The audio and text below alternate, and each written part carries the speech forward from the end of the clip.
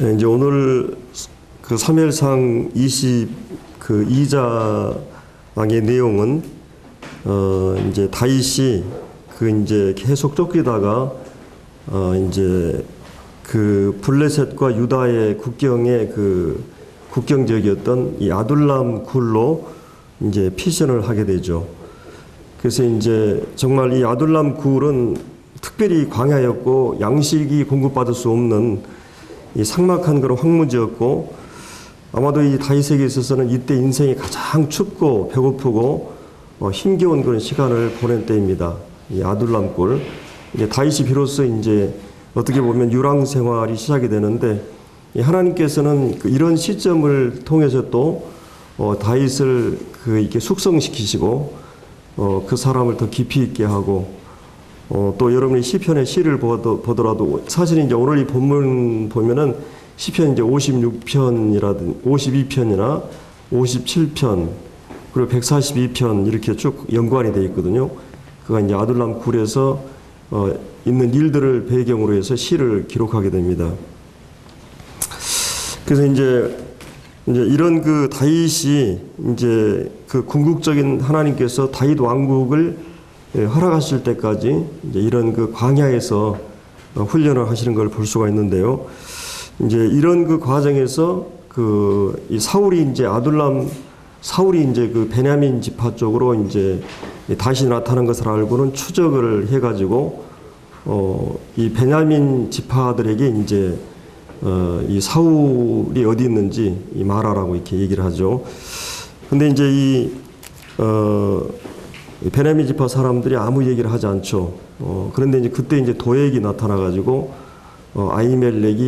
제사장 아히멜렉이 이 다윗을 이렇게 이제 떡과 칼을 주면서 도왔다고 하는 이런 부분을 이제 거기서 이제 밀고를 하게 되고, 이제 이 일로 인해 가지고 이 아히멜렉은 거기서 이제 이 죽음이라고 하는 앞에서도 이 시퍼런 그런 칼 앞에서 그 충원을 하게 되죠.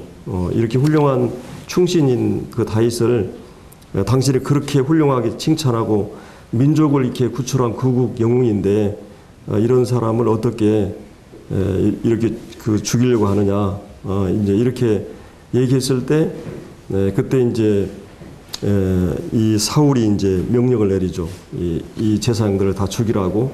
그래서 이 85명 가운데 84명이 살육을 당하게 됩니다. 이 제사장들이 이제 비참하게 죽게 되는데, 그리고 이제 이 아히도멜의 아들이 한 명이 이제 도망쳐 와서 그 제사장 가문을 이렇게 이어가는데, 그때 이제 우리가 그 20절에 이제 18절에는 이제 85명을 죽였고, 제사장들의 성읍 노베 남녀와 아이들과 젖 먹는 자들과 소와 나귀와 양을 칼로 쳤더라. 아히두비 아들 아히멜렉의 아들 중 하나가 피하였으니 그의 이름은 아비아달이라. 그가 도망하여서 다윗에로 가서 사울이 여호와의 제사장들을 죽인 일을 다윗에게 알림해 다윗이 아비아달에게 이르되 그날에 에돔 사람 도액이 거기 있었기로 그가 반드시 사울에게 말할 줄 내가 알았노라. 내 아버지 집의 모든 사람 죽은 것이 나의 탓이다. 자기 탓으로 이렇게 돌리는 것을 이제 보게 되는데, 자, 이제 이런 여기서 우리가 이제 크게 두 가지 측면에서 생각해 볼 수가 있죠. 하나는 이 사울의 왕국과 이제 비록 아둘람 동굴에 형성되어 있는 다윗의 왕국 이 두 왕국에 대해서 오늘 이제 큰 틀을 잡고 이게 생각을 이제 해보도록 하죠. 이제 우리가 잘 아는 이 사울 왕국은 이 배후의 악한 영이 지배하는 이 세상을 말할 수가 있습니다. 여기는 이제 철저하게 인간 중심의 이 권위를 가지고 이제 여기 이제 22장 이제 7절에 보면 사울이 곁에 선 사람 신하들에게 이르되 너희 베냐민 사람들아 들으라. 사실 이 사울 왕은 어떤 지파였습니까? 이 베냐민 지파죠. 우리가 사도 바울도 이제 베냐민 지파인데 여튼 이 베냐민 지파이기 때문에 어떻게 보면 정치적으로는 이 지파가 이제 자격이 굉장히 어떻게 보면은 지지자들이고 이런 자들일 수 있습니다. 그래서 이제 여기에 보면은 7절 하반전에 이세 아들이 너희에게 각기 밭과 포도원을 주며 너희를 천부장 백부장으로 삼겠느냐 이렇게 말하고 있죠.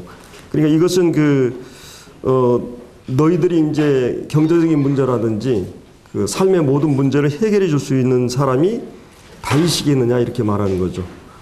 바로 내가 왕으로서 너희에게 땅을 주고 너 필요한 직업을 주고 내가 할 수 있는 모든 것을 제공해 줄 수 있는 사람이 나다. 이렇게 얘기를 하는 거죠. 그러면서 이제 8절에 너희가 다 공모하여 나를 대적해서 내 아들이 이세 아들과 맹행하였으며 내게 고발하거나 내 아들이 내 신하들을 선동하여 오늘 나라도 매복하였다가 나를 치려하는 것을 내게 알리는 자가 하나도 없다 하느냐. 자, 그러면 8절의 이 말은 실제 사실을 말하는 거예요? 아니면 지금 이 사울이라고 하는 사람이 이 각색을 하거나 또 지나치 확대 해석을 하거나 자기 주관적인 시나리오를 지금 말하는 것일까요? 시나리오죠. 이거는 전혀 이런 것이 아니에요. 다윗이 이 사람 맹약을 해가지고 지금 사울을 치거나 이런 생각을 전혀 한 건 아니죠. 이 사람이 지나치게 자존감이 낮고 이 피해의식이나 열등감이 강하고 지금 어떤 다윗 왕의 다윗에 대한 어떤 그런 이 골리앗을 이렇게 제압하고 이런 것 때문에 스스로가 이제 열등감에 사로잡혀가지고 시기심과 질투심의 포로가 되었기 때문에 이렇게 예민하게 반응하고 그렇게 추측을 하고 그렇게 그걸 이제 나름대로 상상한 것을 확신하고 행동하는 것이에요. 물론 이제 어떤 의미에서는 어떻게 하든지 다윗을 죽이려고 하는 빌미를 만들려고 하는 거죠. 어떻게 보면 한때는 충신이었는데 한때는 이제 목숨을 걸고 이 나라를 위해서 자기 목숨을 걸고 뛰어들었는데 이제는 사울에게 있어서 적으로 이렇게 이제 대하니까 백성들의 입장에서 혼란이 오는 거죠. 자기들이 어떻게 판단해야 될지. 그래서 이제 그때 이제 이 구절에 나오는 이 도액이 이제 어떻게 보면 이 사람은 하나님을 믿지 않은 사람이잖아요. 물론 이제 아까 경건의 모양은 있지만 경건의 실제 능력이 없는 어떻게 보면 오늘날 종교적인 사람들 하나님 이름을 부르고 성경을 읽고 적당하게 나 크리스찬이라고 얘기하면서 실제 그 안에 생명이 없거나 하나님의 능력이 없는 사람이죠. 제가 이 말씀 묵상을 하면서 오늘 아침 이제 경건의 시간 우리 이주영님 나눠줬지만요. 저도 이제 그 말씀 보면서 두 가지 유행이 딱 생각이 되더라고요. 말세에 철저하게 자기 중심적인 자기를 사랑하고 또 자기를 드러내기 위해서 이 돈을 벌게 되고 돈이라든지 이 권력이라든지 지식이라고 하는 사람들은 사실은 이제 지식이라고 하는 이 학력이나 지식이나 이런 거를 통해서 하나의 어떤 자기 포지션을 자기 지위를 이렇게 추구하는 거잖아요. 또 한 가지는 이제 돈을 통해서 이 돈과 그다음에 이 권력과 지식이라고 하는 것은 사실은 이 사회의 중요한 주류들을 이루고 있죠. 학교 다닐 때 한 20-30% 공부 잘하는 애들이 대부분의 사회 속에 주역들이잖아요. 이게 보면 머리 싸매고 공부하고 또 이렇게 해가지고 다들 어디 가나 뭐 정치나 경제 다 그러잖아요. 돈을 위해서, 그 다음에 이 지식을 위해서, 그 다음에 정치적인 권력을 위해서 이런 발판으로 해가지고 이 세상 왕국은 이런 경쟁 체제고 또 이런 사람 중심에 그리고 남을 죽이지 않으면 내가 살 수 없는 이런 이 사울 왕국이죠. 근데 이제 이 도액은 바로 이제 그런 사람 중에 한 사람이었던 거죠. 이 목적을 위해 수단 방법을 가리지 않는 게 세상이고 대부분의 어떤 부정부패 이 탕관오래라 그러죠. 이렇게 어떤 잘못된 그런 방법으로 어떤 착시를 하고 이런 비리들이 난무한 게 바로 이 세상입니다. 그러나 정말 정직하게 살고 믿음으로 살고 말씀을 따라 살고 양심을 지키고 살고 경건하게 살고자 하는 자는 핍박이 되는 거죠. 그래서 이제 이 바울은 어땠어요? 이 디모데에게 네 바울 네가 잘 알지 않느냐? 디모데 네가 잘 알지 않느냐? 나의 의향과 믿음과 인내와 주님 때문에 받은 박해와 모든 고난에 대해서 그가 1차 전도 여행 때 이고니온 더베 그리고 안디옥 이런 데서 당하는 것을 네가 다 보지 않았느냐. 나는 이 복음 때문에 이 고난 가운데 있었다. 그러니까 그 바울은 뭐예요? 바울은 주님을 위해서 살기 때문에. 그러면 이제 자기를 사랑하는 사람은 전형적인 그런 죄가 지배하고 자기 중심이고 자기 사랑하고, 그래서 돈을 사랑하고 자기 사랑하고, 그 다음에 이제 이 모든 그런 하나님에 대해서 경건치 않고 거룩하지 않고 사람에 대해서 배반하고 이 음모라든지 비방하고 부모를 거역하고 이 쾌락 사랑을 하나님 사랑보다 더하고, 그들의 모든 삶은 이 자기를 위해서 모든 것을 사는 거예요. 이 사람들이 특징이 뭐냐? 경건의 모양이지나 실제 경건의 능력을 부인하는. 그래서 이제 이것이, 그런데 바울은 어떠했어요? 바울은 주님을 위해서만 사는. 그러면 오늘 본문에서도 다윗의 왕국과 사울의 왕국의 차이는 그거죠. 예. 하나님을 중심으로 삼고 말씀을 중심으로 삼고 사는 사람하고, 아니면 자기와 또 자기를 위해서 사는 사람. 이게 사울의 왕국의 특징인 것을 이제 우리가 이제 볼 수가 있습니다. 그래서 이제 오늘 우리가 이제 이 본문에서 이제 여기 이제 그 도액이라는 그 사람이 나오고 있는데, 이 사람은 이제 출세의 기회를 노리는 그런 그 사람이었고, 신앙이 없는, 정말 이 선지자나 이 제사장을 잔인하게 이렇게 학살하고 죽여버리는 이런 그 모습들을 이제 우리가 이제 본문에서 볼 수가 있습니다. 이 도액은 이 악한 사람이었죠. 여기에 보면, 여러분이 시편에 이제 52편을 한번 잠깐 찾아볼까요? 시편 52편.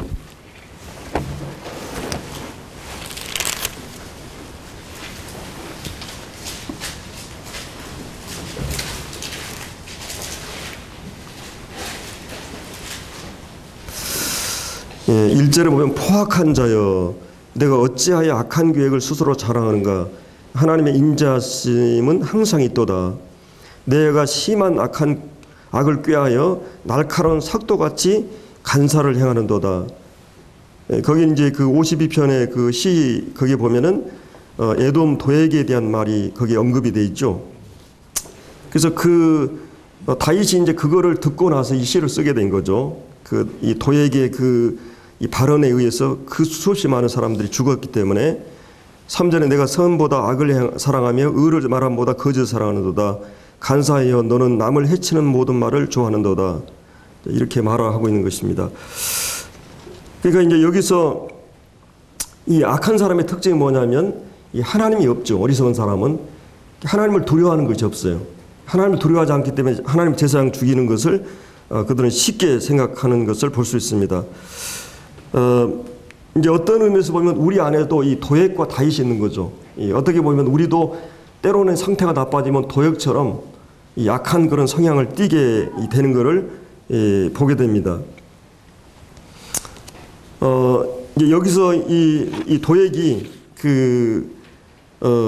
약한 혀로 그 사람 마음속에 있는 그 악한 괴락을 혀를 통해서 나타내는데, 여기서 이제 두 가지 방법으로 사람들은 혀를 통해서 성도를 공격하게 되는데, 이제 하나는 직접적으로 이제 공격하는 경우가 있죠. 면박하는 식으로 이 성도들의 잘못이나 실수, 약점들을 기억해내면서 모든 나쁜 쪽으로 이 공격을 퍼붓는 한포 사격을 가하는 이런 이 뒤통수를 치기도 하고 이런.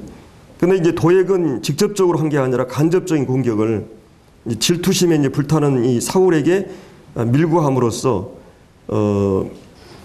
이 사울의 힘을 동원해서 이제 제사장들을 다 죽여버리게 하는 이런 잘못된 전달을 하게 되죠. 어떻게 보면 이제 사울은 다윗에 대해서 시기심이 이제 불타고 있었기 때문에 이제 이런 말을 했을 때 마치 불에 기름을 분 것처럼 이렇게 해가지고 그 많은 백성들을 이제 살육을 당하게 되는 이런 아픈 기억을 갖게 됩니다. 어떻게 보면 이 하나님의 그 교회에 있어서 중요한 기능이 뭡니까? 기도의 기능이고 이 말씀의 기능이죠. 이 교회를 교회되게 하는 것은 거기 하나님의 말씀이 있기 때문에요. 그러니까 이제 구약의 성전은 하나님이 임재했던 곳이죠. 그리고 하나님이 거기에 함께했던 것이고, 그리고 교회는 뭐냐? 교회는 그리스도가 우리와 함께하는 곳이죠. 그래서 그리스도가 우리에게 필요한 말씀을 주시고, 또 한편으로는 주님께서 우리의 모든 기도를 들으시는 곳이에요. 그런데 이제 사실은 제사장들을 죽인다고 하는 것은 이런 기능들을 제거하는 일이에요. 어떻게 보면 사울 왕으로서는 이제 하나님의 모든 것들을 이제 차단해 버리는 그런 일들을 하는 거죠. 그래서 이 왕국 자체는 이제 하나님의 순수한 통치가 무너져가는 것을 우리가 이제 보게 돼요. 특별히 제사장들은 에봇을 통해서 하나님의 뜻을 묻기도 했죠. 하나님의 뜻이 무엇인가를. 근데 이제 이런 모든 것들을 제거해 봄으로써 하나님의 백성들이 어떻게 가야 될지 이렇게 인도함을 받지 못하는 이런 상황들을 이제 보게 됩니다.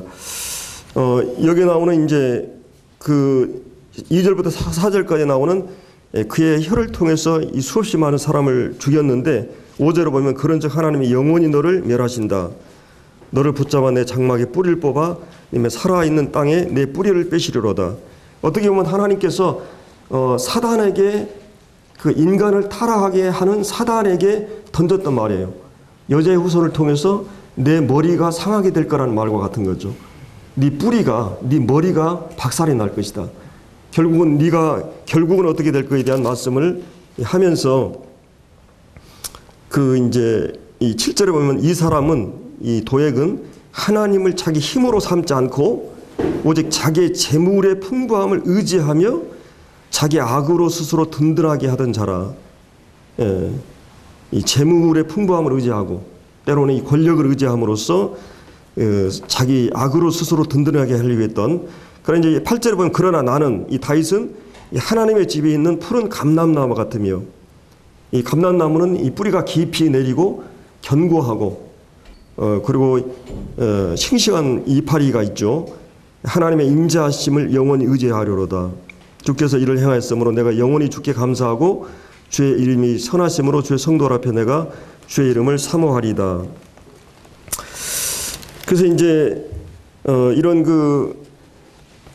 이 도액이 이 악한 자로서 이렇게 이 제사장들을 학살하는 이런 장면들을 우리가 이제 볼 수가 있습니다. 그래서 우리가 이제 이 사울 왕국의 특징이 바로 이제 힘없는 자를 무시하고, 제가 이 관계의 힘하고 힘의 관계를 얘기했죠.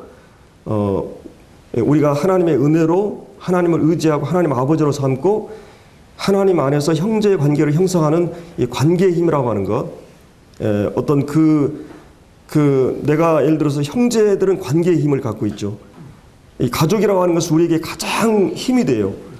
내가 실수하고 넘어지고 잘못하고 했을 때 나를 끝까지 지지해주고 내 편이 되어주고 위로가 해주고 다시 힘을 얻어서 살아낼 수 있는 힘을 제공하는 게 누구예요?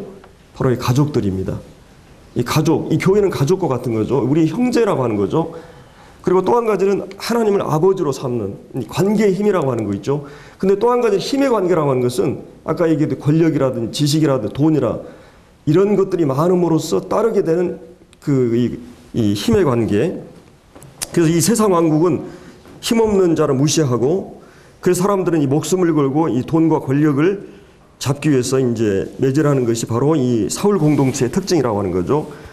그리고 이제 이 사울 왕국은 특별히 사울은 이 피해의식이나 자존감 이런 것이 낮았고, 그래서 사람들을 믿지 못하는 것이 바로 세상이에요. 우리 그리스도인들은 이제 그리스도 안에서 서로 사랑 가운데서 사랑은 신뢰를 갖게 되죠. 서로 진실 가운데서 신뢰를 하게 되는 게 바로, 그래서 거기는 고발과 선동과 매복과 이런 만약에 이 교회들이 그렇게 간다면 이 교회는 그만큼 변질하고 타락해 가는 거죠. 이 교회 안에서 만약 그런 게 있다면 누구를 송사하고 비방하고 또 이렇게 선동하고 고발하고 또 때로는 왕따를 시키고 이것은 바로 이 사울 왕국의 전형적인 특징이라고 하는 거죠. 이 사울 왕국의. 그리고 이제 여기서는 진실을 말할 수 있는 분위기가 아니죠. 정말 이제 칼을 들고 제가 이제 이게 며칠 전에 이제 그 역사들을 좀 이렇게 보는데 우리나라 이게 조선시대 그 아주 4대 사화가 있죠. 근데 그 기축옥사라고 여러분들이 얼른 생각하는데 정성엽인가요? 정여섭인가? 그분의 실제 반역은 아닌데 우리가 잘 아는 정철이 이제 관동별곡 그 시인 예술가로 이렇게 잘 알고 있는데 실제 이분이 저기 선조 때 이렇게 영의정을 했죠. 그래서 이 사람이 그 반역을 수습하는 과정에서 자그마치 1000명이 죽어나갑니다. 근데 이 4대 사화를 다 합쳐도 조선시대에 그렇게 죽지 않았다는 것이죠.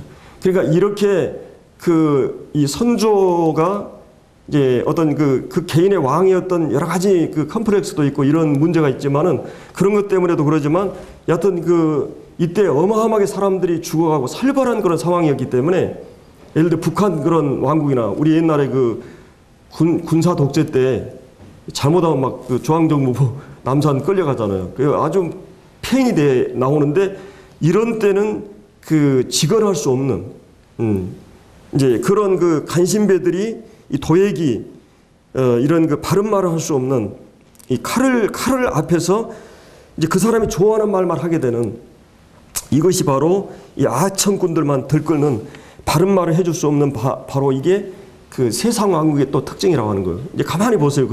이런 것들을. 그리고 이 나쁜 공동체, 이 사울 왕국은 이렇게 정직한 사람들, 바른 사람들이 순교당하고 매도당하고 이렇게 되는. 결국 물론 이제 엘리집이 망할 것을 이제 하나님께서 다루시는 면도 있지만은 그러나 이렇게 이제 제사장들을 피비린내 나게 하는 그리고 양심의 가책을 느끼지 않은 정말 이 도액은 이 사이코패스처럼 이 사울도 그렇고 이제 점점 미쳐져 가는 거죠.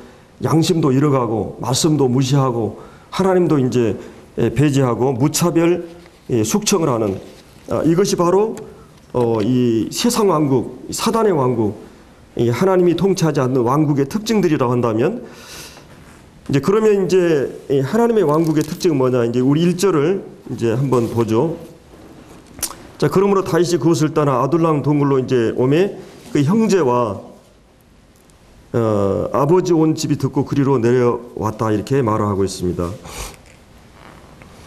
여기에 보면 이제 우리가 이제 물론 구약의 모든 말씀들을 신약의 예표나 모형으로 이렇게 해석하는 건 항상 조심해야 되는 부분이지만 우리가 다윗생애나 요셉생애를 보면 주님은 이제 모형적으로 예표적으로 보여주는 게 많이 있습니다. 그래서 이제 오늘 이 본문도 이 다윗이 이제 주님이라고도 할 수 있고요. 이 주님이라고 이 모형적으로 볼 수도 있고 또 한 가지는 이 하나님의 교회 공동체의 일꾼들, 이 하나님의 영적인 일꾼들의 자질이 어때야 하는 것을 우리에게 이제 보여주는 측면도 있기도 합니다.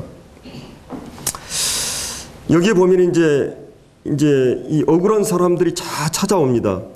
거기에 보면은 이 2절에 보면 이제 환난 당하는 자, 이제 또 빚진 자, 마음이 원통한 자가 다 그에게 모여들었어요. 어떻게 보면 이제 자기 만족하는 사람은 그리스도에게 오지 않습니다. 돈에 만족하고 권력, 쾌락, 또 이 세상 것으로 만족하는 사람은 주님을 찾지 않아요. 근데 뭔가 내 인생에 결함이 있구나. 뭔가 내게 이게 뭔가 이렇게 공허하구나 이런 거 잘하는 사람은 이 사울 통치에 잘 적응하는 사람들은 이곳에 오질 않죠. 주님에게. 그래서 이제 사울 왕은 이제 인간적인 방법으로 통치를 하고 또 이 말씀대로 이렇게 살려고 하는 사람이 견딜 수 없는 이런 사회이기 때문에 이 말씀을 따르고 진리를 따르고 이게 살려고 하는 사람들에게는 그게 환난이 되고 억울하게 빚을 지게 되고 이 억울하게 이제 이 온통한 마음이 일게 되고 여러분들 이제 조선 시대도 보면 이 고려가 망할 때도 그렇고 이렇게 모든 시대의 멸망은 막 이렇게 이런 것들을 보면 그 왕들이 기득권을 생각하고 자기 권력과 기득권을 잡기 위해서 그리고 이제 이 서민이나 백성들을 생각하지 않는 그랬을 때 이제 이런 막 이 국민들로부터 막 이제 이렇게 원성이 일어나가지고 정말 그때 땅도 막 다 차지하고 세금도 막 걷고 막 자기들은 호화호식 하면서도 정말 백성들은 이제 북한이 그러잖아요. 이런 그 사회가 되니까 불만 세력들이 막 어마어마하게 형성되는 거죠. 사실 이제 사울 왕 시대 때도 이제 기울어져가는 어떤 사울 왕 시대 때도 이런 현상이 나타나는 걸 볼 수가 있습니다. 그래서 이제 이런 그 결국은 이제 다윗도 이제 도망자 견디지 못하고 또 하나님의 백성들은 이제 이곳에 그 찾아오게 되는 것을 이게 볼 수가 있습니다. 정말 이 가난하고 궁핍한 사람들, 이 주님이 오셨을 때도 그 당대 정치, 경제, 종교, 이 사회적으로 모든 기득권자는 주님을 배척했어요. 예, 그럴싸하게 하나님의 이름을 갖고 경건의 모양을 갖고 있었지만은 그러나 그때 당시 때 얼마나 궁핍하고 가난하고 또 마치 이 빚쟁이들이나 파산자들이나 노숙자들을 완전히 이렇게 재산을 다 잃어버리고 다윗에게 지금 이제 뭔가 도움을 줄 만한 사람들이 아니에요. 이 사람들은 다 망해가지고 온 사람들이에요. 아무것도 의지할 수 없는 그런 사람들만 다 지금 모여 있는 걸 볼 수 있습니다. 결국은 이 사람들의 특징은 뭐냐면 계속 그렇게 살다 보면 어떻게 돼요? 삶의 의욕을 상실하게 돼요. 사실 이 의욕이라고 하는 게 굉장히 중요하잖아요. 이것은 삶을 살아내게 하는 하나의 엔진과 같은데 이 의욕을 상실해버렸다. 삶을 상실해버린 거죠. 재산을 잃고 직장을 잃고 뭐 사업이 망하고 경제적인 것뿐만 아니라 이거는 정말 힘든. 그래서 이제 이 삶의 의욕은 얼마나 중요한지 몰라요. 사실은 하나님 말씀도 보면 우리에게 행동에 대한 말을 강요하는 것 같지만 많은 말씀들이 이 동기부여를 합니다. 마음이 일어나면 행동하게 돼 있거든요. 먼저 항상 교리를 말하잖아요. 먼저 이렇게 하나님이 어떤 분이고 하나님 우리에게 어떤 게 해준 걸 계속 기억을 상기하게 합니다. 그 동기부여가 되면 행동하게 돼 있어요. 그래서 이제 이 의욕을 상실했다는 것은 삶에 이게 어떤 비전도 없고 미래도 없고 정말 좌절 가운데 있는 사람들이 이제 그에게 모여드는 걸 볼 수 있어요. 바로 이 주님이 오셨을 때도 가난하고 궁핍하고 천하고 병자들, 정말 이 주님 안에서 우리 부르심을 봐라. 문벌 좋은 자, 지혜 있는 자, 유능한 자, 이런 똑똑한 자들 별로 없다. 아예 없는 건 아니지만 대부분 보면 그렇다는 거예요. 그래서 하나님께서는 정말 그 사람이 저 정도 하면은 그 사람 그 정도 할 수 있는 실력이 돼. 그런 사람이야 이렇게 해버리면 그에게 영광이 돌아가는 거죠. 근데 저 사람 보면 뭐 저건 뭐 배우지도 못하고 뭐 아무래도 저건 아니야. 한데 어떤 게 나타나면 누가 영광을 받아요? 하나님이 일하셨구나 그렇게 되는 거죠. 그러니까 하나님께서 철저하게 이렇게 주님 오셨을 때도 별 볼 일 없는 사람들을 이제 이 사람들이 모여듭니다. 12제자를 보세요. 다들 어부 출신들, 그 사회에서 가장 냉대하는 세리들, 그런 사람들을 끌어안고 주님은 그들을 이제 이 세계 선교의 주역으로 삼는 걸 볼 수 있습니다. 이 숫자적으로도 몇 명 안 되죠. 이 400명. 그리고 이제 그동안 이제 다윗은 다윗 왕은 어떻게 했어요? 다윗 왕의 항상 생각은 어디에 있었냐면 그래도 이제 사람을 의지하려고 이 발버둥을 쳤어요.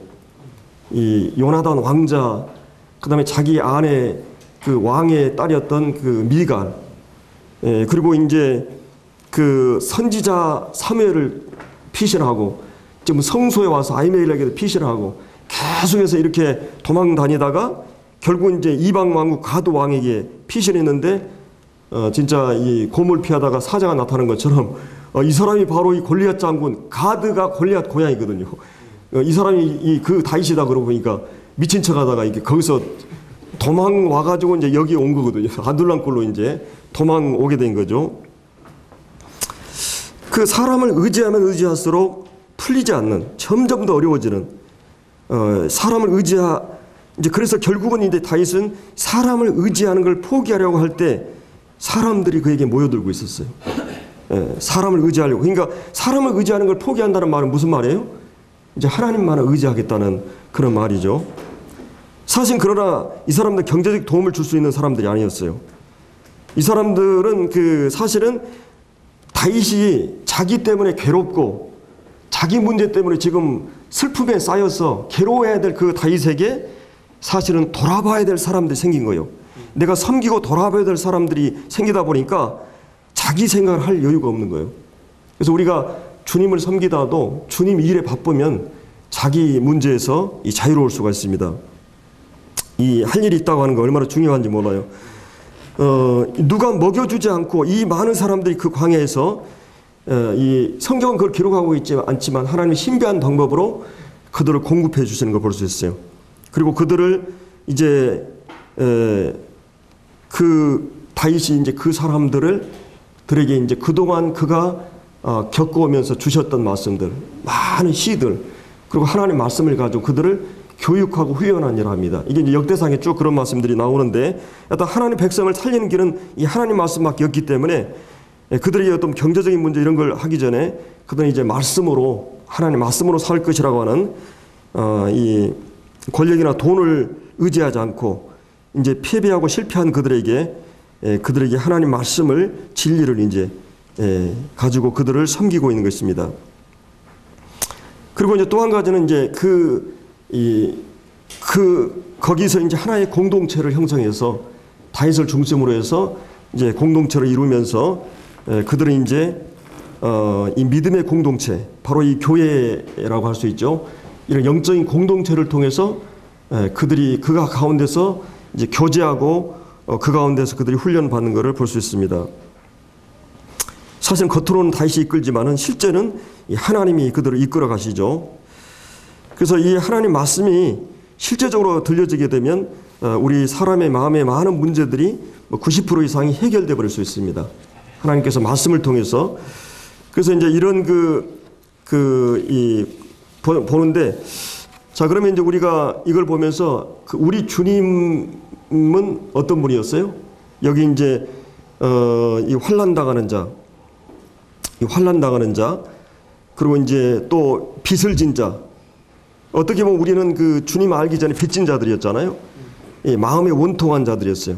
근데 주님 안에 모여서 회복을 갖게 되는데, 우리 이제 히브리서 우리 정병수 형제님 한번 교제했었죠. 한번 그 말씀이 생각이 났습니다. 히브리서 이 4장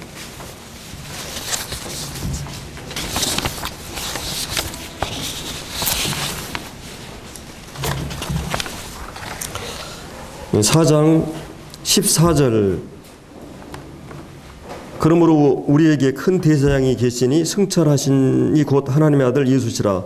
우리가 믿는 도리를 굳게 잡을지어다. 우리에게 있는 대제사장은 우리의 연약함을 동정하지 못할 리가 아니오 모든 일에 우리와 똑같이 시험을 받은 이로되 죄는 없으시니라.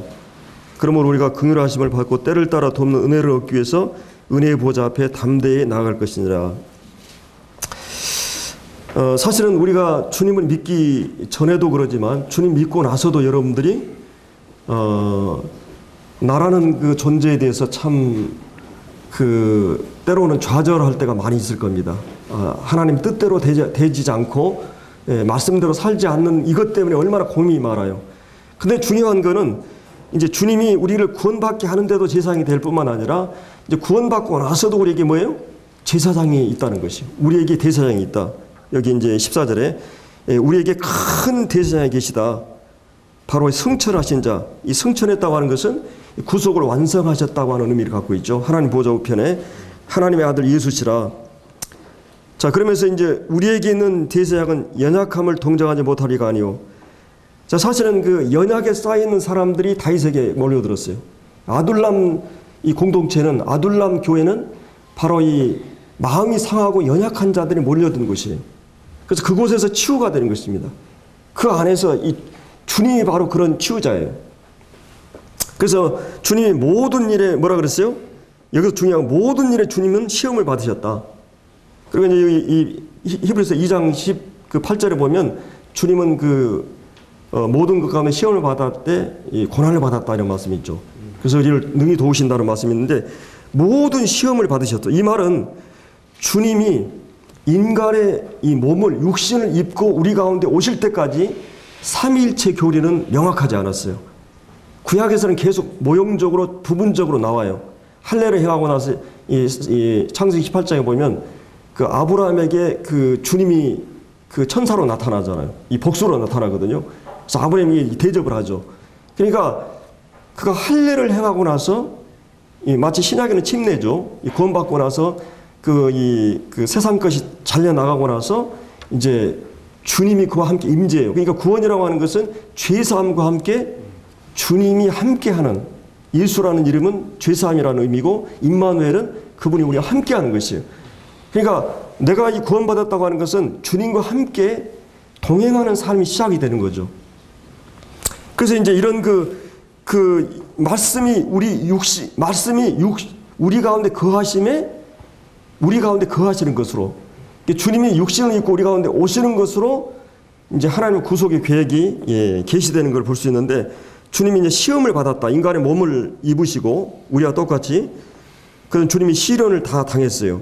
육신적으로 배고픔과 피로와 지침과 머리 둘 곳 없이 가난과 궁핍, 육체적으로 성적인 식욕과 땀 흘림 모든 것을 당했어요. 심리적으로 시련을 당했습니다. 자기의 믿었던 이 제자들이 배신당하고 상처를 받고 배은망덕의 상처, 불친절과 모든 사람의 버림받는, 또 주님 미친 자, 사마리아 사람, 귀신 들린 자라는 온갖 모욕과 사람들에게 그 사람을 만든 그 창조주를 모욕하는 모든 것을 시험을 받았어요. 영적인 고통과 시련도 당했습니다. 죄 없는 이 발이 머물러야 했는, 그리고 주님이 마지막 나의 하나님께 버림당하는, 내적으로 외적으로 모든 고난과 온갖 형태의 환난을 당했어요. 그리고 이 시련만 당한 게 아니라 주님은 이 템테이션, 시험도 당했어요. 주님 모든 시험을 받으셨습니다. 시련보다 더 어두운 것이, 하나님의 아들이냐 네가? 그러면 이 돌들이 떡덩이가 되게 하라. 이 말은 이런 말이에요. 예를 들어서 우리가 이주영 전님이 아주 이게 싸움을 잘하는 사람인데, 한가닥 했던 사람인데, 어느 날 내가 이제 정신 차리고 왔는데 옛날에 쫄병들이나 이런 애들이 와가지고 괴롭히는 거예요. 막 괴롭혀요. 내가 실력이 있는데도 참아야 되는 것이 더 어려운 시험이에요. 사실은 예수님이 돌 떡덩이 되게 하는 것 어렵겠어요? 이게 쉽겠어요? 아무것도 아니에요. 자기가 그걸 하는 거예요. 그러나 그것을 하나님 앞에서 참는 것이 더 어려운 시험이에요. 왜냐하면 자기 과시나 자기 영광을 위해서 이 능력을 사용하는 게 아니기 때문에, 하나님의 영광을 위해서 사용해야 되기 때문에, 사실은 내가 똑똑하다, 내가 잘났다, 내가 어떻다, 실력이 있다, 이거를 보여주려고 하는 것, 우리는 그런 시험을 많이 받아요. 답답해요, 막 어떤 때는. 그러나 그것은 시험이에요. 근데 주님은 그런 시험들을 이기셨어요. 자기 증명, 자기 자랑, 자기 과시를 위해서 자기 어떤 실력을, 하나님 주신 은사를 활용하지 않았다는 것이, 이런 시험도 주님은 받으셨어요.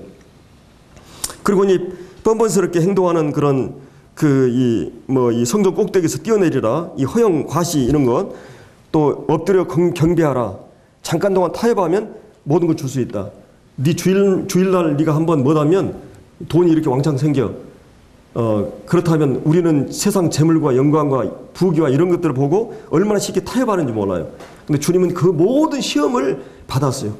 여러분들이 이 사업을 하다가, 여러분들이 어떤 성적으로 모든 그런 것들을 주님은 다 받으셨어요. 근데 그 모든 그 시험 가운데 우리 주님은 승리하셨죠. 근데 우리는 패배를 많이 했어요. 그렇죠. 성질 나면 화를 부려버리고. 그런데 주님은 화를 부리지 않았어요. 주님은 다 시험 가운데 고난을 당했고 승리하셨어요. 그리고 그것을 다 이해할 수 있는 분이에요. 근데 우리는 시험을 받기 전도 주님은 이해하시지만, 시험 받아가지고 넘어진 자도 주님은 이해하셔요. 그렇잖아요. 우리가 넘어지고 얼마나 또 그게 쓰고, 우선은 화를 부려버리니까 시원하고, 아이고, 그냥 이러지만은, 그러고 나면 그리스도인들 어때요? 마음이 그냥 괴로워요. 무겁고 괴롭고 답답하고 그러죠. 그런 시험도 주님은 다 받으신 분이라고 하는 것입니다. 그래서 주님은 시험을 받을 때 주님이 고난을 당했다고 말합니다. 그래서 이제 그 시험 가운데서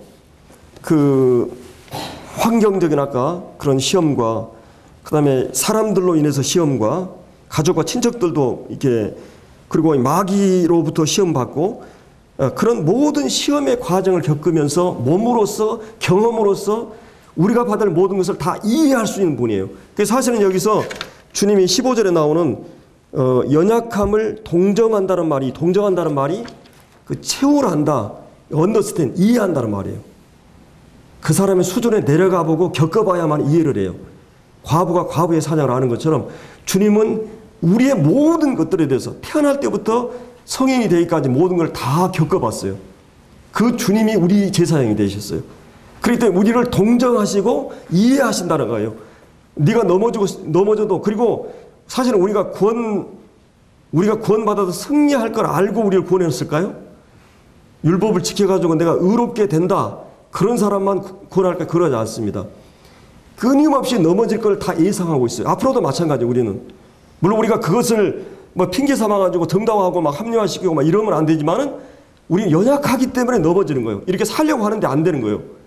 사랑해야 되는데, 용서해야 되는데 안 되고, 그 많은 실패와 넘어짐 가운데 있는 자들에 대해서 주님 고난으로 말미암아 완전케 되었고, 그게 무익한 고난이 아니라 때로 우리가 실패하고 넘어지면서 나를 처절하게 알게 하는 하나님, 그리고 내 안에 성령을 의지함으로써 이기게 하는, 우리가 다 실패할 수 없는 또 잠재력이 우리 안에 있다고 하는 것도 우리가 이제 배워가게 되는 것이에요. 그래서 시험 받는 자를 뭐라 그랬어요? 능히 도우시니라. 그리고 우리를 동정하신다, 이렇게 말씀을 하고 있습니다. 그래서 우리의 연약함을 모성애처럼 이 엄마의 마음을 가지고 민감하게 자신의 그 슬픔, 아픔을 갖고 있는 사람들을 주님은 동정하시고 이해하신다는 것이.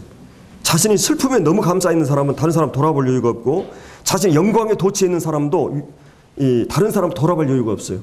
그러나 주님은 우리의 모든 것을 가장 잘 아신 분이에요. 다 아셔요. 여러분이 안고 있는 모든 문제들을 다 아셔요. 하나님으로서 알지만 인간이 되셔서 다 경험 속에서 그 모든 것을 아시는 분이에요. 그런 분이 제사장으로서 우리에게 있다는 것이요. 우리에게 이런 제사장이 있다. 그래서 때로는 사랑하는 자를 잃어버린 슬픔, 재산을 잃어버린 슬픔, 이 엄마와 애인과 또 친구와 형제를 이런 그 질병으로 인해서 고통당하는, 때로는 중상모략과 깊은 슬픔 속에, 낙심과 좌절 속에 있는, 미래가 암담하고 이런 모든 것을. 근데 이제 이 다윗은 주님처럼 그동안 인생의 이 많은 우여곡절을 겪으면서 그런 시험을 경험하면서 시험 당한 자를 포용할 수 있는 사람이었기 때문에 하나님 그에게 그 사람들을 보내주셨어요. 그리고 사실은 이 400명이요 뒤로 다윗 왕국의 주역들이 됩니다. 뒤로 보면 하나님께서 이런 사람들을 들여다가 말씀으로 무장시키고 훈련을 시켜요. 교육하고. 그래서 하나님의 사람들로 만들어가는 것을 볼 수 있습니다. 우리가 참 연약한 자들이에요. 이 죄의 뿌리가 우리 안에 있기 때문에 넘어지기도 하고, 마땅히 행할 것을 행하지 못하는 좌절감을 느끼기도 하고, 그러나 이 부모가 아장아장 걷는 그 아이들을 돌보는 것처럼 우리가 연약에 쌓여서 넘어지고 다시 일으키고 하는 부모의 심정으로 주님은 이런 제사장이, 이런 부모가 우리 옆에 있다고 하는 것입니다. 그래서 이제 여기에 이제 여기 여기 이제 모든 일 우리가 똑같이 시험 받았다, 똑같이. 근데 죄는 없다는 말은 그 죄와 타협하지 않았다는 말이에요. 죄와 타협하지 않아요. 자, 그러므로 우리의 긍휼하심을 받고 때를 따라 돕는 은혜를 얻기 위해서 은혜의 보좌 앞에 담대히 나아갈 것이니라. 예, 아까 우리를 동정한다는 말이 있죠. 그리고 이제 5장 히브리서 5장 2절에도 무식하고 미혹된 자를 능히 용납할 수 있는 것은 우리가 연약에 쌓였습니다. 사실은 우리가 마땅히 빌 바를 알지 못해요. 그러니 성령이 말할 수 없는 탄식으로 우리를 기도해 줍니다. 우리는 무식한 게 많아요.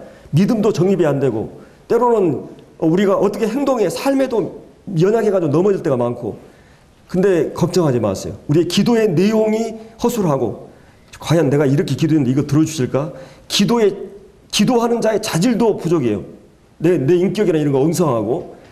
그러지만 그 모든 연약에도 불구하고 주님은 우리를 사랑하는, 자기 피값으로 사신 자식이기 때문에 여러분의 그 작은 신음소리에 응답하시는 주님이라고 이렇게 우리가 말씀을 볼 수 있어요. 그래서 여기에 이 보좌, 66절에 나오는 이 보좌는 사실은 영광의 보좌고, 가까이 갈 수 없는 영광 가운데 계신 그 영광의 보좌예요. 아무도 함부로 할 수 없는 공의와 거룩의 보좌예요. 근데 여기에는 은혜의 보좌라고 말하고 있죠. 은혜의 보좌. 예. 겸손한 경외심과 그 다음에 경건한 즐거움과 그리고 완전한 복종하는 마음으로 큰 기대하는 마음으로 확신을 가지고 우리는 이 보좌 앞에 나갈 수가 있어요. 누구든지 이 아들의 손을 잡고 은혜의 보좌라고 했어요. 이 보좌는 은혜의 보좌예요.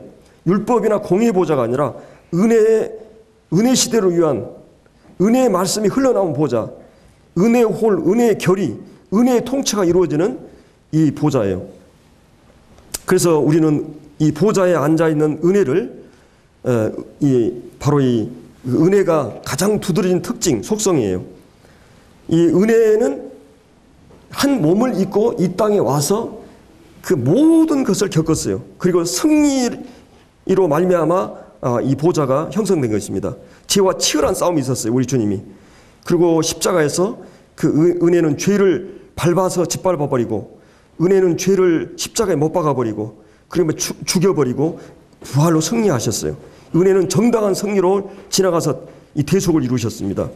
은혜는 왕, 지배하는 속성이 있는데 은혜의 통치를 우리를 받고 있어요. 은혜에 들어가면 얻었고 이제 법 아래 있지 않고 은혜 아래 있어요. 우리는 은혜의 통치 아래 있다고 하는 것이에요. 그 은혜의 영광, 그래서 그 은혜의 주권이 발휘되는 것이에요. 우리는 이제 은혜 안에 있다고 하는 거예요. 그리고 천년왕국, 궁극적인 나라에서 다윗의 왕국을 위해서 준비된 자들처럼 이 교회는 바로 그런 훈련소고 왕국을 위한 준비를 이루어가고 있는 곳입니다. 그래서 우리가 이 아둘람 굴, 물론 이제 다윗이 그 외에도 이제 아버지를 이렇게 이제 하는 경우도 있고 갓 선지자의 권고를 듣습니다. 이 하나님의 종의 말을.